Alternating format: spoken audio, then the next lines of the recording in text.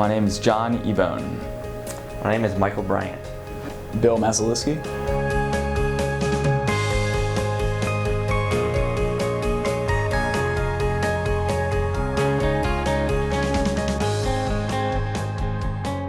Well, my first day when myself and John and Michael got here, we went to the Freeport Clinic. We got to meet the workers of the Freeport Clinic and got to know the layout, got orientated there. Well, we met Robert Thompson, CEO of PanCare, Mike Hill, CEO of PanCare, and we met all the staff of the Freeport Clinic, and they showed us around the Freeport Clinic, which includes a dental clinic and medical clinic. We were introduced to the equipment of what we'd be dealing with the summer, the 4 exam rooms, and as well as the dental side of it. And we got to see some of the patients that walked in, either being treated for dental care or medical care. This is the first time that I've seen dental and healthcare as a joint facility. It makes a lot of sense.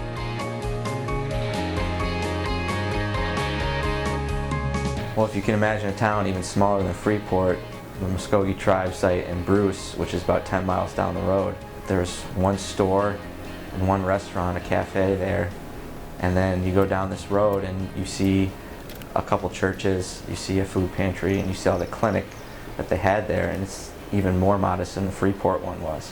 And then we got to see some of the history of the Muskogee Tribe. We got to meet the local chairwoman, and she showed us around and explained to us their history and the history of their tribe, which was very interesting, and kind of their story and how they ended up where they are now.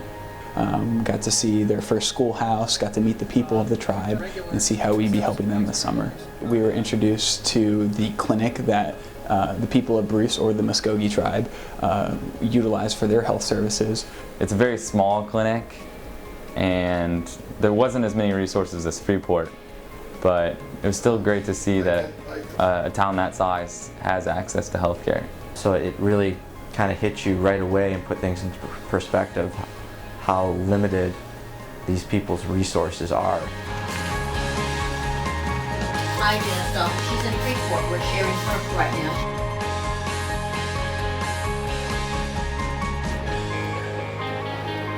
These are the interns that'll be coming. John. Coming down. John. John, pleasure to meet you. Pleasure to meet you. This and run clinic out of it, or what? Yeah, we did, yeah. I volunteered to work in the food pantry to actually experience what those people need, the need that they express. I wasn't just volunteering with medical students or medical professionals like what we aspire to be. I was volunteering with the people of Bruce. The people who needed the food were actually back there volunteering as well, just like I was. So I was just a normal person getting to know what they experience on a daily basis. I think it's going to help me in my profession just because it shows that I can relate to the people I will be seeing, that I know where they're coming from, that I know what their experiences are. I guess what I learned from working side by side with those people in need is that when they walk into an exam room or when they come to see a doctor, that I can relate to them. Just by putting myself out there and even in the future exposing myself more to what they are used to. Some of these people, they don't have clean homes or clean access to food or even access to healthy food, but maybe we are privileged in the fact that we do. So there's a separation between people who have access to these things or have the means to get these things versus people who don't. So by working in the community for this entire summer, I got to understand what that was like.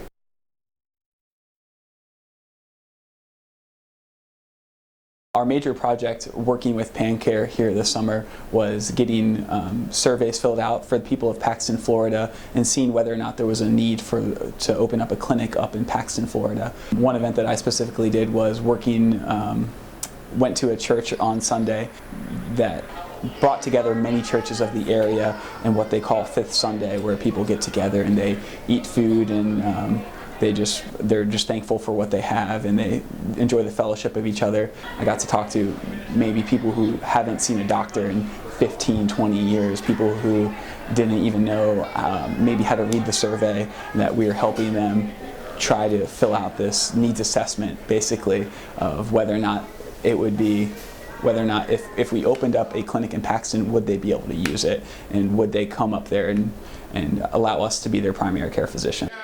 Hallelujah, everywhere I go, I'm gonna let it shine, let it shine, let it shine, let it shine. This is the day that the Lord has made. We actually went up to a reunion where we got to meet 60, 70 individuals who are from the area and got to hand out those surveys and see if indeed they are lacking healthcare services. They have a major issue up there with the Alabama hospital not accepting Medicaid, Medicare anymore for the patients who live in Florida.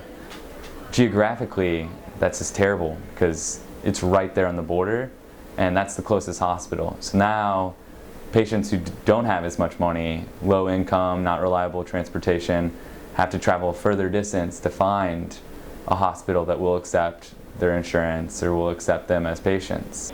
So I was interviewing the patients, giving the surveys out. They had some difficulties understanding the questions on the surveys, so I walked through it with them. How great thou art. Reverend Tyrone Brodus was an extraordinary man. He had just tons of stories, but he's actually the first African American to be on the honor guard for the memorial service up in I guess it was Kennedy's grave. And so it was like a little piece of history in the middle of Florida, like the Panhandle. It's a little piece of history, but he was a blast, and he had a lot of good points, and he was excited to have us there, and hopefully we can see if they need health care and establish a clinic up there for them.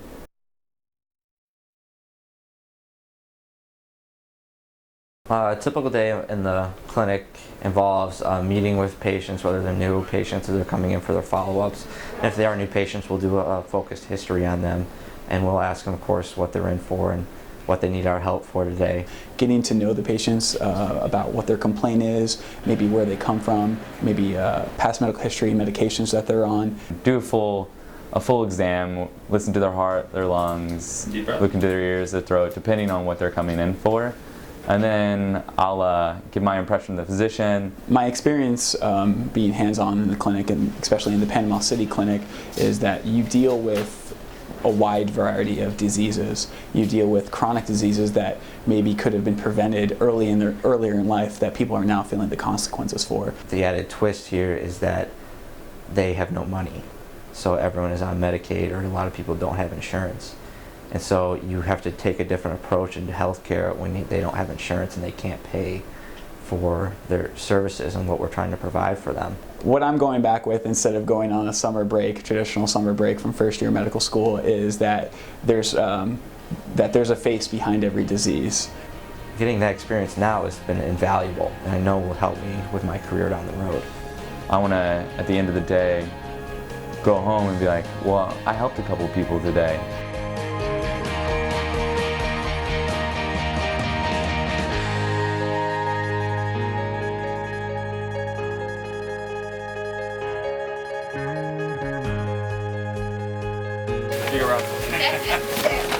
If they have a little larger family, we add a little bit of stuff to it.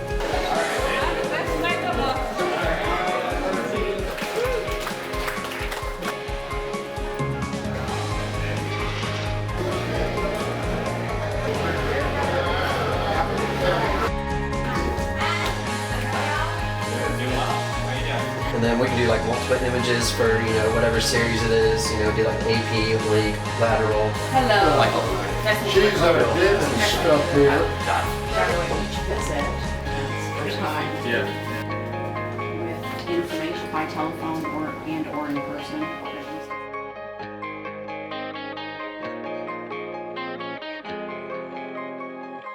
doctor.